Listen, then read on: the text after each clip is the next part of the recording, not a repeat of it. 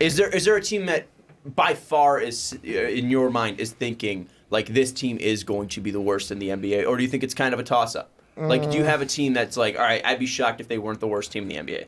It's the Hornets. It's the Hornets. For me, it's the Hornets. I mean, I think for this small sample, we in Vegas agree on this, and I think we're both going to end up right. Like, there's just such a lack of overall talent in the scene. There's so many young potential guys who have the opportunity to step up now, but this roster is being slowly turned over. And I think, Terry Rozier can go out and have a baller year. I think, several guys can have interesting performances, but I think as a whole, they're just not going to win many games. How do we lose to the freaking Hornets? What's up, real MVPs, what's up, Chicago Bulls fans, Bulls Nation, Ricky Widmer here from Most Valuable Podcast. And you might be thinking, Ricky, what's going on here? This isn't a podcast. This is a special video. What's Ricky's Bulls reaction? And I had a thought this year coming into this season that we got so many comments on the fast break about how my Bulls homerism is out of control. It's like a runaway train that nobody can stop at this point. And then we have superfans. We didn't make superfans for this, but now I can use all of my homerism and talk about the Bulls on superfans. But this offseason I was thinking, why not take that homerism and talk to the Bulls fans that come to our channel? And for years, I've wanted to do something where I react to every single Bulls game in a season and just never got around to it and was like, yeah, you know what? It's not the right time. It's not the right time. And I would push it off to the side. Well, fret no more, Bulls fans. I am not pushing this no longer to the side. I am going to do this season. Welcome to Ricky's Bulls Reaction. That's the name I got right now. As this develops, maybe it gets a better name, but that's what I'm going to do every single game this season.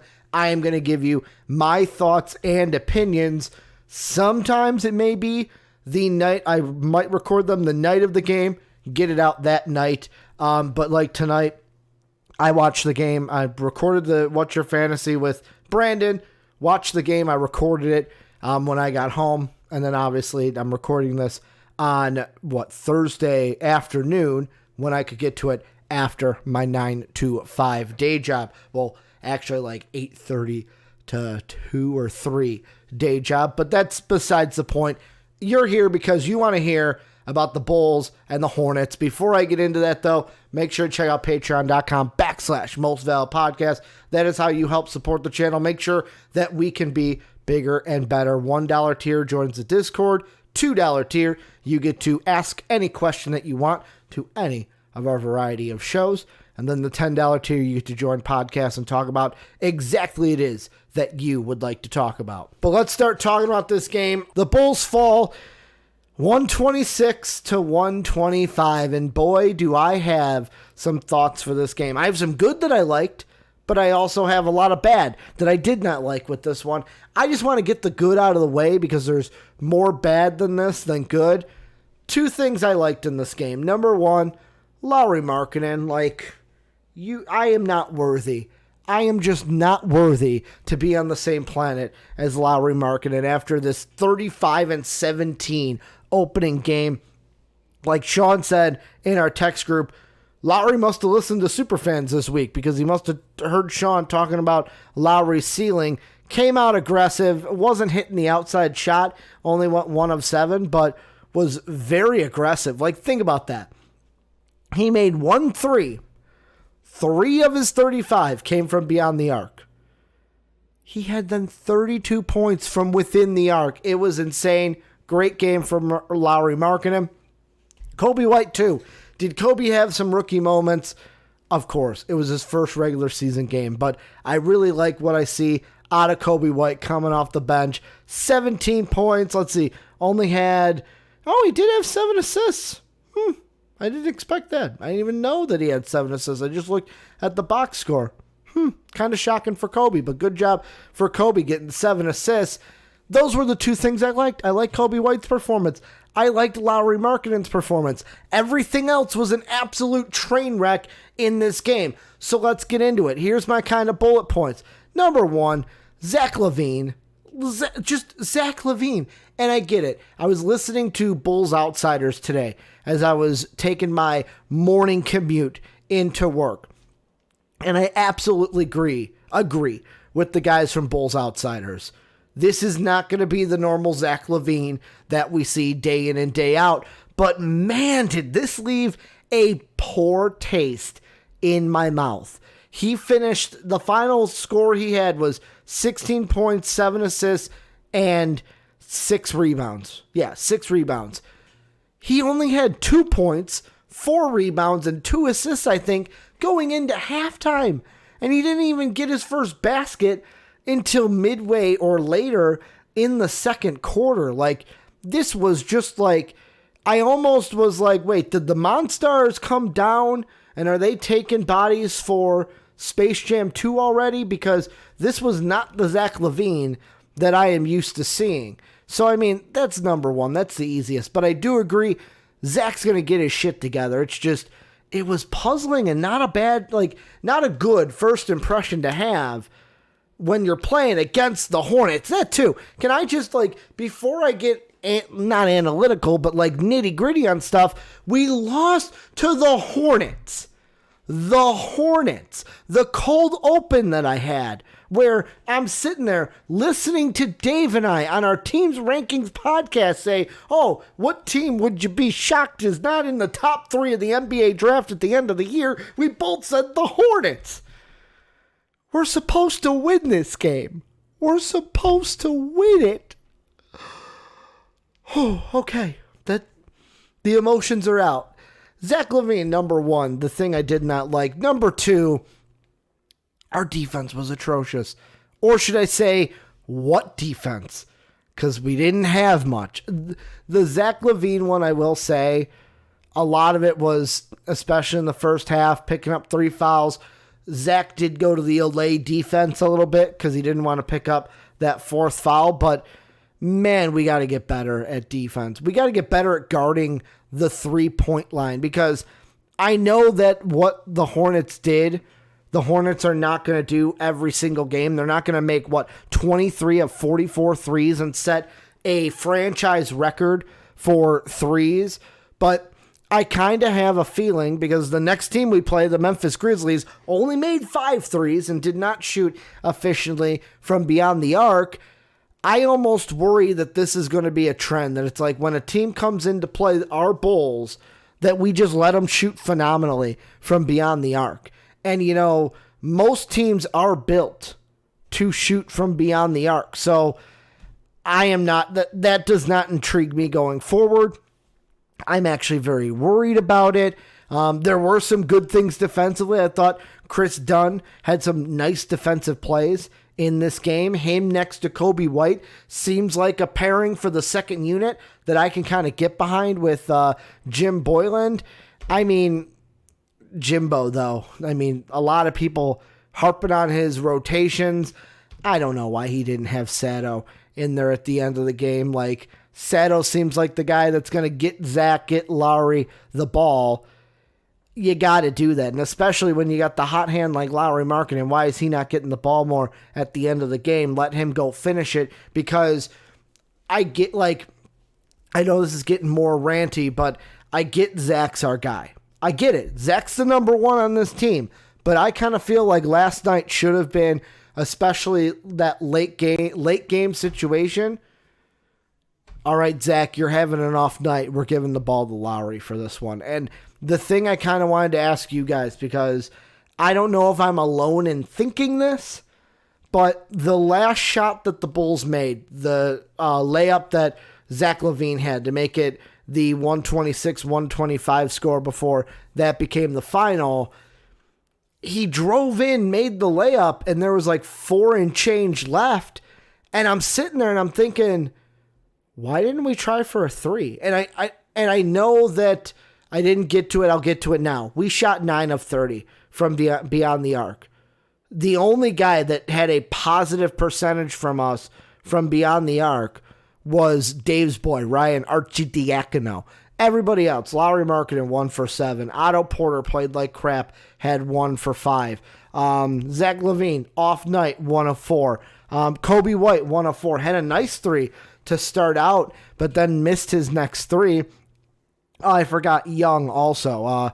Thaddeus Young also had 3 of 4. So Young and Archie Diacono, the only guys that had positive percentages from beyond the arc, and they had 5 of our 9 3-point shots that were made. So I mean, I know that we weren't making a lot, but I kind of feel like our defense had been bad the whole game. What made you think that our defense was going to be the one to come through? Like, I just don't get it. Our defense had been off the whole game. What made you think it was going to come through in crunch time? Where I would almost have said, hey, put the ball in Lowry's hands to make a 3, tie the game, go into overtime, and if you miss, you lose. I would have been maybe less distraught with a 126, 123 than the 126, 125 that I saw. But not even that. We had a 10-point lead late in the fourth, and we couldn't even hang on to it. And I know that people are saying that's because of you got Jim Boylan's rotations and not putting in the right guys. And he had Kobe in late in the game, and it's like, why do you got our rookie in late in the game and you don't have the free agent that we went and signed from the Washington Wizards, where we got a lot of questions after this one and not a lot of answers. What was up with Zach? What was up with our defense? What was up with the rotations? Why were our threes so bad? Because the thought that I had after this game was that the Bulls were kind of like that kid that studies for the test. Study. I'm going to knock this test out of the park. And then the test came, and they failed the test, where the test in this case is the regular season. The studying is the preseason. Preseason, Bulls look good and said all the right things. We're going to harp on defense. We're going to do this. And I know that everyone's like, oh, the Bulls came out tough, though. But tough don't win games. Just because you're a tough team. I mean, Dave's going to like this one. Just ask David Fizdale. Grit and grind. Made the playoffs once. And I'm even a Fizdale. Like, I like David Fizdale. But, I mean, that's what I think of when I think, ooh, tough. Like, tough don't win games half the time. It's production that wins games. So, I mean, this one's a hard one for me to swallow. We should have won this game. This should be a win in the book. Or in the books. And I know what people are going to say. Ricky, woulda, coulda, shoulda. Move on to the next one. But, I mean, this is one where if we lose this next game, I am having serious questions about this Bulls team this year. Because you look at it, and I mean, if you asked me to predict our schedule, our win schedule, in the first 5 games, I would tell you, yeah, you know what? We've got 4 out of the first 5 are on the road, but the Bulls could be, like, to me, should have been 3-2 at least. Wouldn't be, like, I would love 4-1. Like, 4-1 is what I would expect. Wouldn't be mad at 3-2. 5-0 would have been in all of realms of possibility, because the Hornets, they're not going to be a good team this year. Memphis, not going to be a good team this year. Competitive, maybe against lower teams, but they're not going to be a playoff team. We should be able to beat them. Toronto, I know that, like, Toronto almost lost to the Pelicans without Zion Williamson. Just let that sink in. And the Pelicans were not a good team last year. New York, I know they made a lot of free agent pickups, but we should be able to beat them or be in contest to beat them, because there's no gimme games. Obviously no gimme games in the NBA. And then Cleveland's not that good. So, I mean, I wouldn't have been surprised that the Bulls going into November were 4-1, 5-0, 3-2 at best. We can still go 4-1. We can still go 3-2. But, I mean, this is one we should have had. We should have had this one, and we don't. And I just want to kick it off to you guys. What do you think as a Bulls fan? Are you like, you know what? Forget that it happened. Who cares? We lost. Move on to the next one. Are you like, no, this is going to be a problem. We should have won this game. Like, what are your thoughts on this? Because with me, I'm sitting there going, we should have won this game.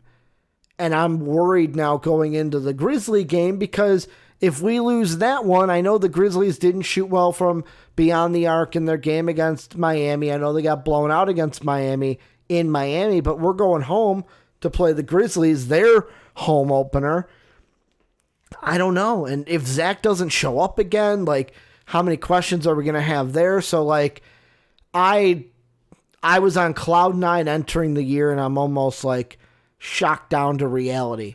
But Bulls fans, I want to know what you guys think. What are your thoughts about the game? What are your reactions coming out of the game? How do you feel going into the Grizzly game? Also, I will say, if you have any questions or thoughts during Bulls games, hit me up on Twitter at Ricky Widmer.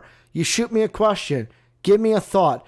If I like it and it's thought-provoking, I'll feature it here in a Bulls reaction, and we can talk about it together. I can put it out to the masses to have the conversation here. So obviously, let me know what you guys are thinking down below. Ask me any questions you got about the Bulls on Twitter as well. At Ricky Widmer is my Twitter handle. Make sure to support us, patreon.com/Most Valid Podcast. That is how you help us make better content for you guys. $1 tier gets you the Discord channel where you can have access to the MVP crew and the MVP patrons 24/7. It's a great group that we got there in the Discord kind of text group.